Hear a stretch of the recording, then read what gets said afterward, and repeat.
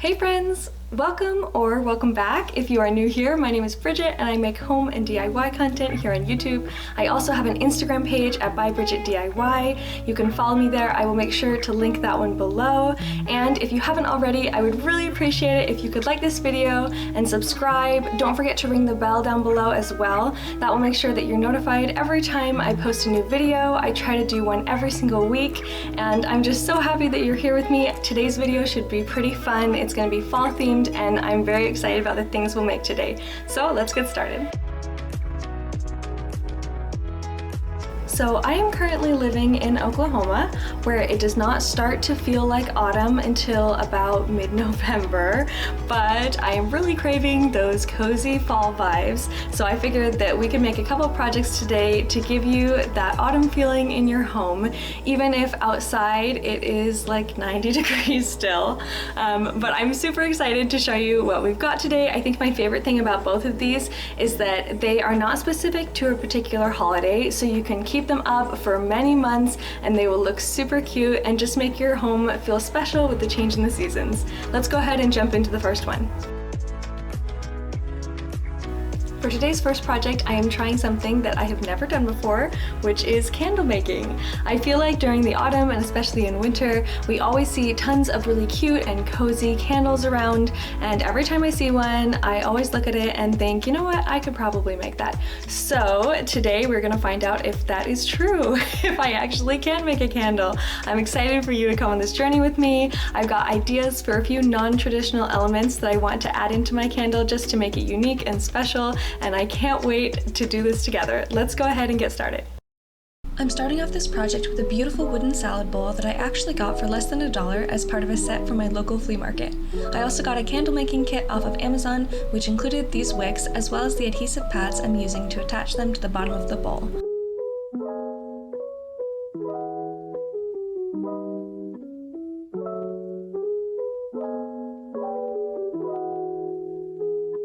Because of the wide diameter of my bowl, I'll be using 3 wicks in a triangle shape to ensure the wax melts evenly when lit.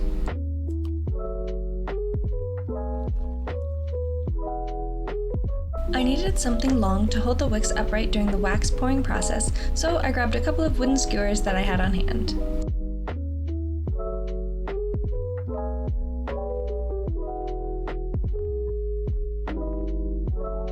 My candle making kit also came with a small bag of soy wax as well as this metal pitcher.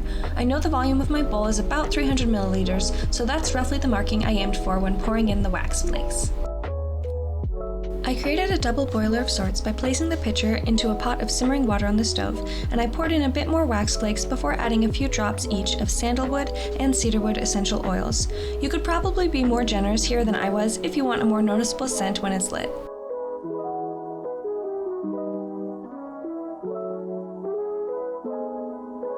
After giving it a good stir, I'm adding in a few drops of teal Rit liquid dye. It didn't really do anything to change the color of the wax the way that I'd expected, so I tried adding in a few more drops to see if it would make a difference. I realized, however, that this type of soy wax really doesn't seem to want to incorporate the dye, so I decided I would just try adding it in at a later point instead to achieve a different effect.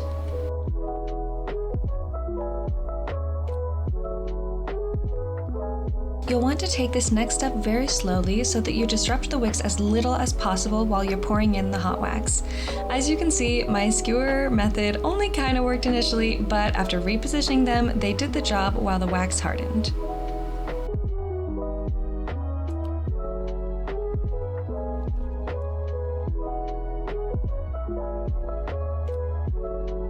Now that the wax has had time to solidify, I'm actually going to go back in with a heat gun and remelt just the top few millimeters or so. You could totally use a hairdryer for this step, but it would just take a bit more time.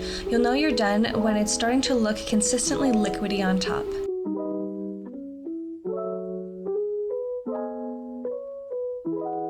I really wanted to somehow incorporate that beautiful teal color, so I'm scattering a few drops of the Rit dye onto this top layer. To help break them up, I'm using one of the wooden skewers from before, and then the heat gun to really spread the specks of color more evenly.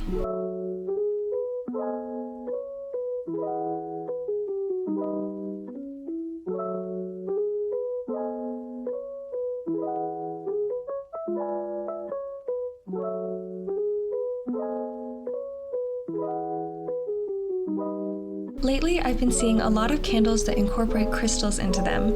I actually had some crystals on hand from a dig several years back, but you can of course buy your own for relatively cheap. There are so many colors out there, so feel free to personalize it in any way you'd like. You can see now why I only remelted the top layer, so that the crystals would stay at the surface and can be positioned exactly the way I wanted.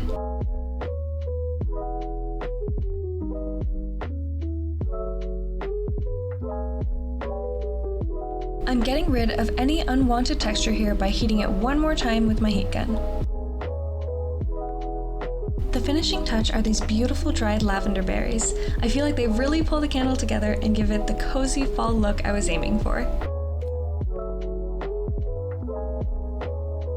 Just trim off the excess wick and this DIY candle is complete.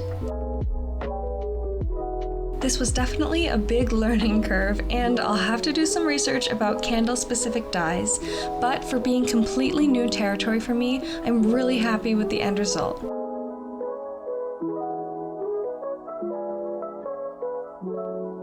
Candles instantly warm and brighten any space, and it's so fun to have one in my home that I designed and made myself.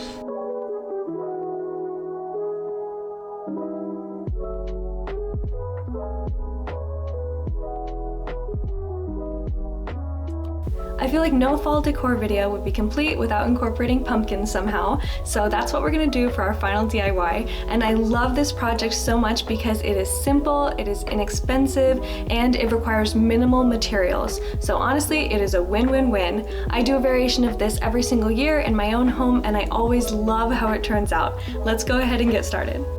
We're starting off this DIY with 3 real pumpkins. I prefer to use real ones as opposed to plastic just because I know that they'll decompose eventually. So I'm going in here and painting just the stem with this nice charcoal black color. I always choose to paint the stem first because it's a little bit messy, and I know that I can go over the other parts that I'll inevitably get on the rest of the pumpkin and touch them up later. The stems on these 2 white pumpkins were actually kind of spiky and almost had these tiny little thorns on them. So I'm just going in here with some 220 grit sandpaper and smoothing them out, because for these ones I'm actually going to be rubbing them with my fingers a lot and I don't want to get any splinters.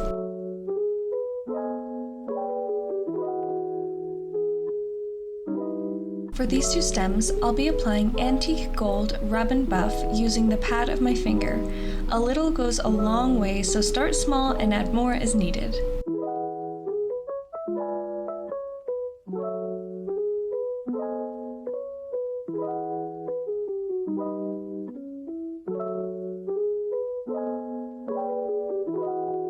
As you can see, the rub and buff is particularly messy, but like I said, don't worry, we're going to be painting over the white part of the pumpkin later anyway. There are a few tiny crevices that my finger couldn't reach, so for those I'm just using a small detail brush.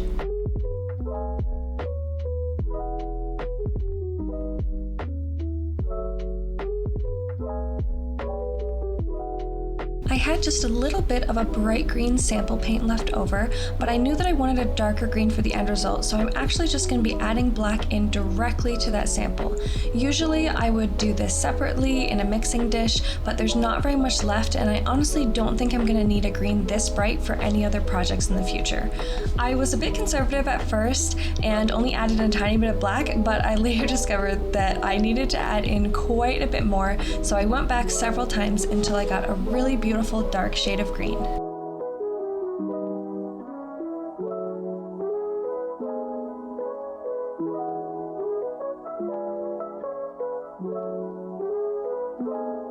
This next part is pretty self-explanatory, but I'm just going in here and painting on the first layer of that new custom color. You'll notice that I'm really taking my time and going very slowly as I'm approaching these edges here so that I can get a crisp line where the stem meets the rest of the pumpkin.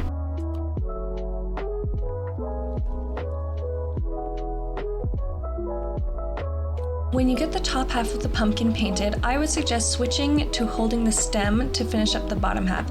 This will just make it a lot easier and make sure that you don't get paint all over your fingers. I'm using that same charcoal paint that I used on the stem of my first pumpkin to cover the entire surface of this second white one.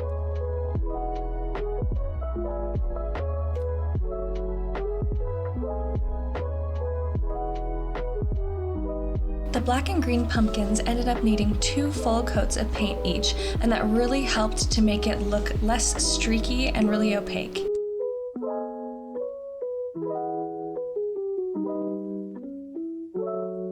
For this tiny orange pumpkin, I'm going to be using my favorite terracotta paint. I know this won't really be a dramatic change in color, but this shade of orange matches the rest of my decor so much better than the bright one of the original pumpkin.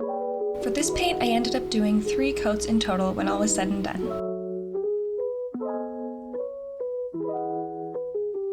For some reason, my fingers seem to have rubbed off a little bit of that charcoal paint when I was spinning the pumpkin and holding it to paint on the terracotta, but this is a super easy fix, so I'm just gonna go ahead and patch up that spot with another layer of charcoal. As I mentioned before, I always do some variation of these little painted pumpkins every year, and what I love most about them is that they can match whatever particular colors I have in the rest of my decor perfectly, and they're biodegradable and they last for months, so I always keep them out well through Thanksgiving.